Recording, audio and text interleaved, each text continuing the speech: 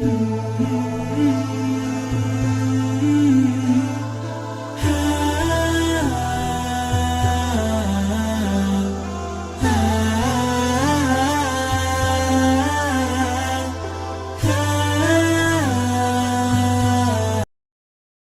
Uthman itu meninggal dunia, kabur orang-orang ini, menyebar. Masanya makin ricuh, terjadi kericuhan di Madinah sampai dengan 4 hari. Maka para sahabat berkumpul, ini fitnah pertama. Fitnah pertama yang terjadi. Maka para sahabat berkumpul untuk mengatasi kekacauan ini, maka mereka bersepakat mesti ada pemimpin baru yang diangkat untuk mengatasi kekacauan. Karena kekacauan sudah menyebar. Khalifah tidak ada, pemerintahan tidak stabil, wilayah makin luas. Maka ini muncul pemberontakan di sini. Ini muncul pemberontakan. Maka untuk mengatasi itu diangkatlah kemudian dengan mufakat semuanya sahabat Ali bin Abi Thalib. Perhatikan apa yang dikerjakan oleh Abdullah bin Sabah. Begitu Ali diangkat, dia gerilya lagi. Ini yang kita nantikan. Ini yang paling hebat. Saat yang bersamaan, dia juga masuk ke wilayah-wilayah sahabat-sahabat dari keluarga Utsman bin Affan, Bani Umayyah. Di Bani Umayyah itu siapa saja? Banyak. Ada Muawiyah, ada Amr bin As, ada yang jadi gubernur di Damaskus di Syria. Masuk info pelan-pelan dari bawah. Kalau Ali sengaja tidak menolong Utsman supaya Utsman cepat meninggal dan digantikan oleh Ali bin Abi Thalib. Masuk fitnah lagi. Tuh lihat bagaimana hembusannya tidak berhenti sampai di situ. Begitu wafat diangkat Ali sibuk menyelesaikan pemberontakan. Padamkan ini, padamkan itu, padamkan ini. Sementara Abdullah bin Sabah melihat seperti itu, dia melihat, ini kalau begini terus, peluang saya habis dengan kelompok-kelompok saya. Maka dia masuklah kemudian lewat orang-orang terdekat dari kalangan sahabat, termasuk istri Nabi SAW, Sayyidah Aisyah. Dia masuk ke Talha radhiyallahu ta'ala anhu. Dia masuk ke Zubair, itu Zubair radhiyallahu ta'ala anhu. Masuk ke wilayah sahabat. Terutama masuk ke wilayah sahabat yang dekat hubungannya dengan Utsman bin Affan, klan Utsman, sampai ke Bani Umayyah. Mereka katakan, perhatikan tuh, Ali itu memang benar-benar sibuk dengan kekuasaan sampai lupa menghukum kisos orang yang telah membunuh Utsman bin Affan. Sebetulnya masalah gampang, kalau ini dikisos selesai masalah. Tuh lihat cara berpikirnya. Padahal pemberontakan itu sudah banyak pada saat itu. Maka ketika infiltrasi yang buruk ini masuk, disebarkan isu, maka menyebar kemudian. Jadi panaslah kalangan-kalangan itu. Datanglah perwakilan mereka kepada Ali bin Abi Thalib, mengatakan, Ali, ini sudah berlalu, kenapa belum dikisos mereka? Kata Ali, sebentar. Ini kan yang datang masa. Masa ini harus diteliti satu-satu. Harus ada bukti yang jelas, berikan saya waktu. Begitu menyampaikan demikian, tak puas semua, nggak bisa, ini nggak bisa. Disulut lagi dari bawah. Sampai terjadi kemudian perang Jamal. Perang Unta. Diprovokasi, masuk kemudian ke lingkungan para sahabat yang lainnya. Ingat teman-teman sekalian, para sahabat itu mulia, udul. Jangan katakan apakah para sahabat mudah terprovokasi, bukan. Karena cara pandang sahabat bukan provokasinya, cara pandang sahabat pada hukumnya. Sebagian mengatakan kalau salah, ketahuan harus segera dihukum. Mereka tahu yang salah si fulan, tapi Ali berpendapat buktinya perlu jelas dulu. Kan sekarang juga 2 alat bukti yang jelas, demikian kan? Sahabat tahu ini pelaku si fulan, si fulan, si fulan. Cuma Ali perkenankan saya mengumpulkan bukti dulu. Yang lain minta segera dikisos karena sudah tahu si fulan, Ali bertahan dulu sampai mengumpulkan bukti yang kuat. Dikacaukan ini oleh tadi para penyusup tadi. Maka diprovokasi, kalian sahabat Nabi, kalian orang mulia, ini nanti akan diminta pertanggungjawaban oleh Nabi. Kenapa tidak dihukum? Tegur Ali sampai terjadi perang Jamal. Jamal itu unta. Karena peperangannya pada saat dipimpin oleh Sayyidah Aisyah menggunakan unta. Begitu sedang berperang itulah kemudian kata Ali para sahabat yang lain, ini unik nih. Sholatnya pernah sama-sama, pernah beribadah sama-sama, dan mereka menegakkan nilai sama-sama. Yang satu prinsipnya baik, yang lainnya juga baik. Tegakkan hukum, yang kedua siap menegakkan, kami kumpulkan bukti. Dua-duanya benar ijtihadnya. Yang salah itu yang memprovokasi. Maka apa yang terjadi? Yang terjadi adalah dua-duanya mengatakan, tolong ya, kalaupun kita berperang, ini bukan untuk memusuhi, ini untuk menegakkan apa yang kita kemudian telah pahami. Jangan saling melukai. Ini aneh Pak, saling berperang, tapi jangan terkena sabatan pedang. Kalau bisa jangan orangnya, untanya aja. Itu terkenal dalam sejarah. Jadi begitu bertemu, nggak ada yang mau duluan. Nih, siapa yang menjadikan kacau situasi pada saat itu? Kelompoknya ini. Ini yang masuk. Dia yang masuk eksekusi duluan beberapa sahabat. Sehingga Talha syahid. Ibnu Zubair syahid. Tercatat hampir 4.000 sampai 6.000 sahabat syahid pada saat itu. Wafat. Maka semakin kacau situasi pada saat itu. Dihadirkan kemudian segala hal dan sebagainya, sampai beritanya sampailah ke Damaskus, ke Syria, pada tokoh yang masih sangat kuat pada saat itu, teman-teman sekalian, dari klan Bani Umayyah pada kekuasaan Muawiyah sampai dengan ke Amr bin As, kemudian diantara pendukungnya. Maka ketika Ali menjelaskan situasi pada Sayyidah Aisyah, ini begini, beliau memahami akhirnya.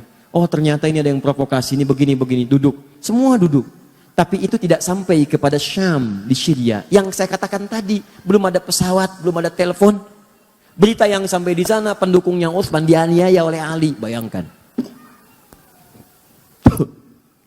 Sehingga ketika Ali mengatakan kita harus jaga stabilitas ini, lebih baik kuatkannya pemerintahan dulu. Aisyah akhirnya ya mengakui kita bayat. Semua bayat. Tenang. Tapi sampai ke Syam itu nggak nyampe beritanya. Akhirnya apa yang terjadi? Diprovokasi. Karena ini sudah perlakuan yang buruk, maka kami, kata ini nih, pengikut ini datang ke sana, kami hanya akan mengangkat khalifah bukan Ali, yang kami angkat Muawiyah saja. Maka diangkatlah kemudian khalifah di sana sampai mendeklarasikan sebagai khalifah baru. Anda bayangkan tuh. Fitnahnya luar biasa. Maka apa yang terjadi? Sudah nggak sempat, konon ada yang menyebutkan Muawiyah kirim utusan untuk klarifikasi, tapi di tengah jalan kemudian dieksekusi. Begitu dieksekusi oleh kelompok dari sini, sempalan sini, nyampe berita ke sana, Ali yang eksekusi. Semakin kuat kemudian rasa bencinya, marahnya, diprovokasi demikian, maka menyiapkan pasukan. Disampaikan juga kepada Ali, Muawiyah sudah menyiapkan pasukan, tidak mengakui kekhalifahan. Maka secara singkat disampaikan, Ali pun mesti siapkan pasukan. Maka dua-duanya menyiapkan pasukan, dikenal dengan perang Siffin itu. Maka apa yang terjadi? Ali mengatakan, ini karena sudah makar terhadap negara, kita harus bereskan, tapi dengan cara yang mulia. Sama kayak tadi tuh, pelan-pelan, karena sama muslim. Gak ada yang mau nyakiti, gak ada yang mau macam-macam. Ini masuk lagi nih. Yang ini nih, aduh.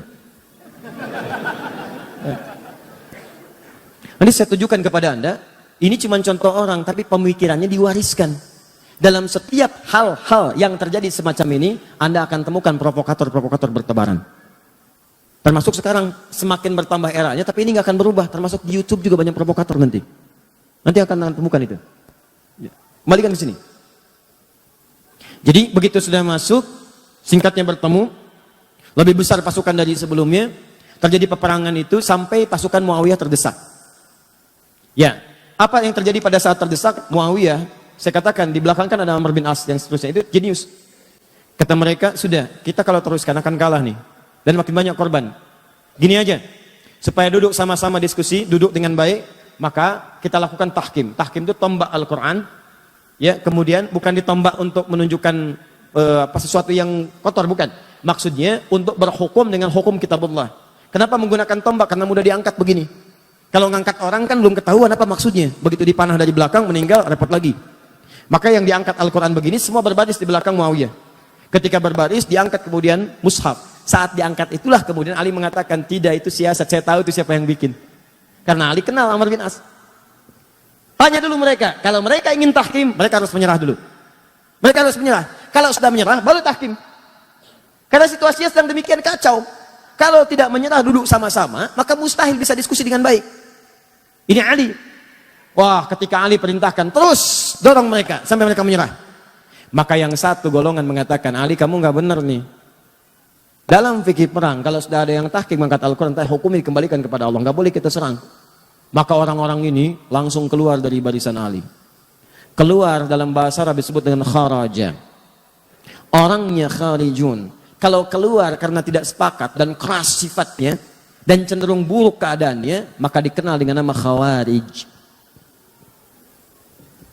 Maka muncullah kemudian orang-orang golongan ekstrim baru. Dia mengatakan, lihat nih, Ali menyimpang. Kafir nih Ali. Kafir. Anda bayangkan tuh. Siapa mereka dibanding Ali? Ali itu menantu Nabi. Jaminan surga. Pemuda paling hebat, paling setia, nyawanya dikorbankan bahkan untuk risalah Islam, bahkan untuk Nabi. Dalam peristiwa Isra Mi'raj, itu cuma ada 3 orang di rumah itu. Begitu akan berangkat, kata Nabi, Ali, kamu tidur di tempat tidur saya ya. Saya dengan Abu Bakar akan hijrah. Kamu yang gantikan di sini. Itu tahu tempat tidur Nabi itu yang jadi tujuan. 100 orang pemuda pasukan khusus sudah ngintai, taruhannya nyawa. Ali masih muda, Abu Bakar sudah sepuh, dengan Nabi mau berangkat. Apa kalimat Ali? Bala ya Rasulullah, siap, siap dengan nyawanya. Tidak pernah tertuliskan di buku sejarah manapun Ali protes. Misal ada kata-kata, ya Rasulullah, jangan saya, Abu Bakar aja yang tuaan dikit. Misalnya, enggak tuh. Ali, Abu Bakar begitu mulia. Teman Nabi, mertua Nabi, sahabat Nabi, hidup dengan Nabi, sehijrah dengan Nabi, wafat dikubur di samping Nabi, mulia. Hati-hati, karena nanti setelah ini akan ada yang mengadu domba dengan semuanya. Perhatikan baik-baik. Wah, Ali begini, Ali begitu, kafir. Ini orang luar biasa nih. Baru belajar 1-2 hari udah nyebut Ali kafir. Kafir, kita keluar dari Ali. Orang-orang ini lagi kesini nih asalnya. Provokasi, Ali kafirnya, Ali nggak benar. Melanggar ketentuan Allah, kafir Ali, maka keluar dia. Mereka ini termasuk menyalahkan Muawiyah karena berontak kepada Ali, termasuk menyalahkan Ali karena tidak menyelesaikan itu dengan tahkim. Maka mereka memandang Muawiyah itu kafir, Ali kafir. Kanan kiri kafir. Ini kafir, ini kafir. Hukumnya wajib dibunuh. Ini yang kelak kemudian hari mengincar dan mengintai Muawiyah, Amr bin As, dan Ali bin Abi Thalib. Kubu sana, nih orangnya, Muawiyah, Amr bin As. Ini tokohnya nih, gara-gara dia nih berontak nih.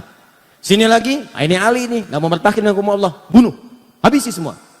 Maka mereka kembali disiapkanlah kemudian eksekutor. Dilihat di mana Muawiyah, di mana Amr bin As, di mana Ali. Maka disiap-siapkan pada satu subuh, direncanakan pembunuhan. Cuma takdir berkata lain. Ali datang ke masjid untuk menunaikan sholat. Muawiyah konon diriwayatkan sedang sakit tidak bisa berangkat.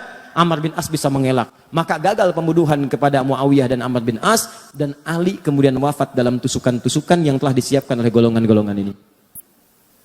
Kelak golongan ini bertransformasi, mewariskan pemikiran-pemikiran mereka, walaupun kelompok-kelompoknya itu tidak nampak ke permukaan.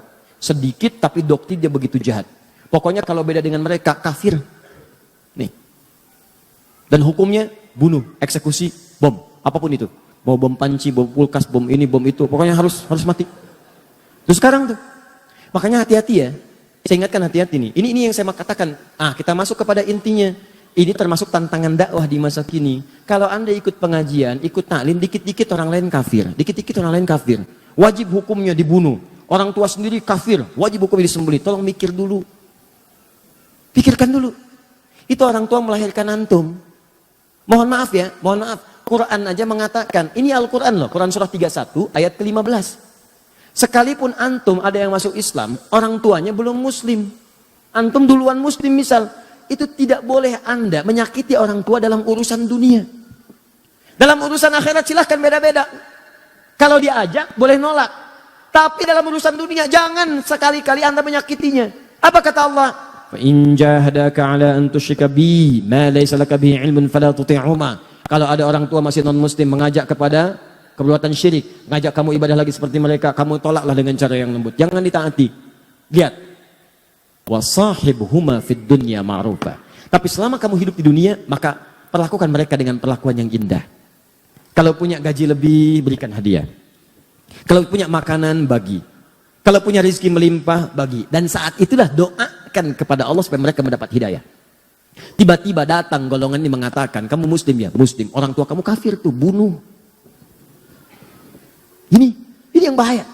Halal darahnya, tumpahkan darahnya. Ada orang pengen minta pendapat ke pemimpin, datang ke istana. Tumpahkan darahnya. Anda siapa?